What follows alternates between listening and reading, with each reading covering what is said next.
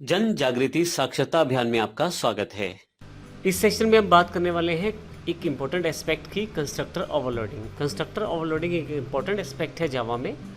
आइए देखते हैं इस सेशन में किस प्रकार हम कंस्ट्रक्टर ओवरलोडिंग को इम्प्लीमेंट कर सकते हैं।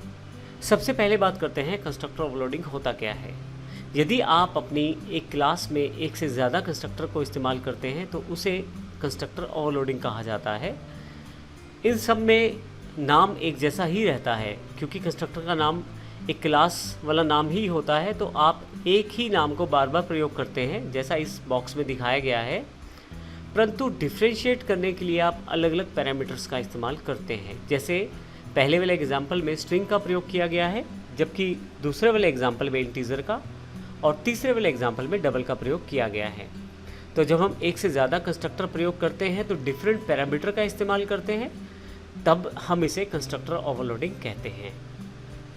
कंपाइलर ऑटोमेटिकली आपके कंस्ट्रक्टर को डिफ्रेंशिएट कर देता है पैरामीटर्स के आधार पे। अब जब आप कोई ऑब्जेक्ट बनाते हैं और जो वैल्यू असाइन करते हैं ऑब्जेक्ट बनाते समय, उस समय उस प्रकार के कंस्ट्रक्टर को ही इन्वोक किया जाता है जिस प्रकार की वैल्यू आपने उसे असाइन की है और जिस प्रकार का पैरामीटर उसको भेजना है। इसको हम प्रैक्टिकल कॉन्सेप्ट के रूप में समझते हैं, कंस्ट्रक्टर ओवर एग्जाम्पल डॉट जावा के रूप में। आइए देखते हैं प्रैक्टिकली हम किस प्रकार इसको इम्प्लीमेंट कर सकते हैं। यहाँ हमारे पास एक एग्जाम्पल उपलब्ध है, कंस्ट्रक्टर ओवरलोडिंग का जो एग्जाम्पल है, इसमें हमने एक क्लास को डिफाइन किया है, कंस्ट्रक्टर ओवर एग्जाम्पल। इसी नाम से हमने काफ़ी सारे कंस्ट्रक्टर बनाए हैं। ये पहला कंस्ट्रक्टर है जो डिफ़ॉल्ट कंस्ट्रक्टर है, जिसमें हमने किसी भी तरह का कोई पैरामीटर पास नहीं किया। दूसरा कंस्ट्रक्टर है हमारे पास, यहाँ जगह की रिक्वायरमेंट ज़्यादा है तो मैं इसे मैक्सिमाइज़ कर लेता हूँ ताकि हमें क्लियर दिखाई दे। दूसरा कंस्ट्रक्टर जो हमारे पास है उसमें हमने एक स्ट्रिंग असाइन किया है पैरामीटर के रूप में और फिर उसकी वैल्यू को प्रिंट भी करवाया है। तीसरे कंस्ट्रक्टर में हमने एक वेरिएबल पास किया है इंटीजर a, और यह पैरामीटर डिफरेंट है क्योंकि पहले वाले में किसी तरह का कोई पैरामीटर नहीं था, दूसरे में स्ट्रिंग था, तीसरे में इंटीजर है, तो तीनों इस वक्त अलग अलग हैं। फोर्थ वाले में हमने डबल का प्रयोग कर लिया है, तो सबकी वैल्यूज़ को उन कंस्ट्रक्टर्स में ही प्रिंट करवाया गया है। फाइनली एक मेथड भी ले लिया है हमने, पब्लिक वॉइड कंस्ट्रक्टर। अब यहाँ ध्यान रखिएगा मेथड किस प्रकार से है, क्योंकि हमने यहाँ डेटा टाइप डिफाइन कर दिया है वॉइड, इस कारण से इसे मेथड डिक्लेयर किया गया है। अगर ये डेटा टाइप ना हो तो फिर इसे कंस्ट्रक्टर माना जाता। आइए देखते हैं हम इसको प्रयोग किस प्रकार से कर सकते हैं। पब्लिक स्टैटिक वॉइड मेन में हमने जैसे ही पहला ऑब्जेक्ट बनाया और यहाँ इन ब्रैकेट्स को खाली छोड़ दिया तो हमारे पास पहला जो कंस्ट्रक्टर है वो एग्जीक्यूट होगा।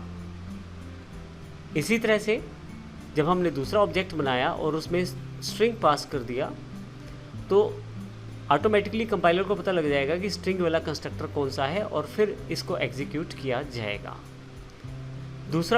फिर हमने एक तीसरा ऑब्जेक्ट बनाया जिसमें हमने एक इंटीजर वैल्यू पास की। अब की बार इंटीजर वाला कंस्ट्रक्टर एग्जीक्यूट होगा। और नेक्स्ट ऑब्जेक्ट बनाने पे हमने एक डेसिमल वैल्यू दी है जो कि डबल को रिसीव होगी और यहाँ पे इस कंस्ट्रक्टर को ऑटोमेटिकली कॉल किया जाएगा इस ऑब्जेक्ट के साथ। ये तो सभी ऑब्जेक्ट्स थे। फिर हमने पहले वाले ऑब्जेक्ट के साथ एक मेथड को कॉल किया है जो कि क्लास के नाम जैसा ही मेथड है। डिफ्रेंशिएट इसलिए हमने कर लिया क्योंकि हमारे पास यहाँ डेटा टाइप दी हुई है, तो यहाँ पे हमने सभी को एग्जीक्यूट किया है कॉल करके। फाइनली मैं इसे यहाँ पे आके कंपाइल कर देता हूँ अपने प्रोग्राम को और फिर देखते हैं आउटपुट क्या आता है। तो यहाँ यदि आप आउटपुट देखें तो पहला डिफ़ॉल्ट कंस्ट्रक्टर जो था जिसमें कुछ भी हमने असाइन नहीं किया था, दूसरा स्ट्रिंग, तीसरा जो हमारे पास था इंटीजर वैल्यू के साथ था, चौथे वाला कंस्ट्रक्टर डबल वैल्यू के साथ था, फाइनली एक मेथड को भी हमने एग्जीक्यूट किया है। तो इस प्रकार यदि आपके पास एक से अधिक कंस्ट्रक्टर रहते हैं और उनमें पैरामीटर में डिफरेंस रहता है, चाहे वो नंबर ऑफ़ पैरामीटर्स हो या वैल्यू ऑफ पैरामीटर्स हो, चाहे वह नंबर ऑफ़ पैरामीटर हो, टाइप ऑफ पैरामीटर हो या ऑर्डर ऑफ पैरामीटर हो।